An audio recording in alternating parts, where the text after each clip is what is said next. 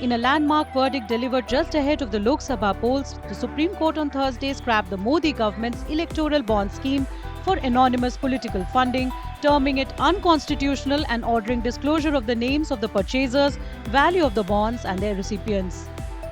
Holding that the 2018 scheme was violative of the constitutional rights to freedom of speech and expression and right to information, a 5-judge constitution bench headed by Chief Justice D.Y. Chandrachud did not agree with the centre's contention that it was meant to bring about transparency and curb black money in political funding. I think this is the most historic judgment that we have got from the Supreme Court in the last 5-7 years. It is a great boon for democracy. We were all concerned for the last so many years. Everyone who loves democracy was protesting about it. I myself wrote several articles and spoke to the media many times. And every issue that we had raised has been tackled in this judgment from whatever we heard in the judgment. BJP leaders defended the electoral bond scheme, stating that its objective was to bring transparency in poll funding. चुनाव में पारदर्शिता हो funding में, इसके लिए लाया गया था। चुनाव में कैश का प्रभाव कम हो, उसके लिए भी लाया गया था। इस बात को समझना बहुत जरूरी है। और भी कई तरीके से चुनाव में सुधार के लिए जितना प्रयास करना है, वो काफी किया गया है। ये भी उसी प्रामाणिक प्रयास में चुनाव को पारदर्शी बनाने का प्रयास था। अब माननीय सुप्रीम कोर्ट ने एक फैसला किया है, तो हम उनका सम्मान करते हैं। Honorable Supreme Court has said today is basically held that in the electoral bonds, the information should come out. The larger perspective is that this has been a journey for several decades, and the concern has been how to prevent black money or slush money getting into the electoral process. Keeping concerns regarding identities of the contributors in mind, a scheme came. The Honorable Supreme Court has held that this scheme in this format could not have been there. So therefore, it has passed a set of directions. Now, any order of the Supreme Court or judgment has to be accepted, has to be respected. Senior Congress leader and Karnataka Deputy Chief Minister D.K. Shivakumar welcomed the verdict, calling it a historic decision. It is a big decision of the history of India. I think we fully salute them for their brave decision. I think country needs such type of change. It is not for it to save democracy and to save all of them.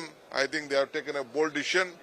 I think I'm sure that even they will go even to the grassroots level, to even including the voter level. Voter level has to be such type of decisions to be gone to the voter level. Aam Aadmi Party leader and minister in the Delhi government, Gopal Rai, expressed hope that the Supreme Court's verdict would bring transparency in the election process.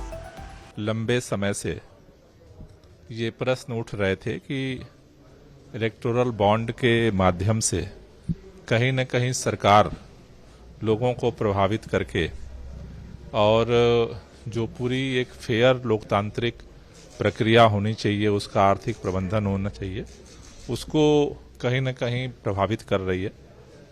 Supreme court ने जो ये फैसला लिया है, मुझे लगता है कि इससे चुनावी जो प्रक्रिया है उसमें पारदर्शिता आएगी। DMK leader Edilan welcomed the Supreme Court's directive to disclose the names of the individuals and companies who bought the electoral bonds. Landmark decisions by the Supreme Court. It indicates transparency in the entire process of electoral reforms, because see, the anonymity, who's sponsoring, who's funding, has to be declared open to the people. So I think if you take the data for the past 10 years, I think the ruling BJP has more than 60 to 70% of the electoral bond scheme, which they have attracted their party funds.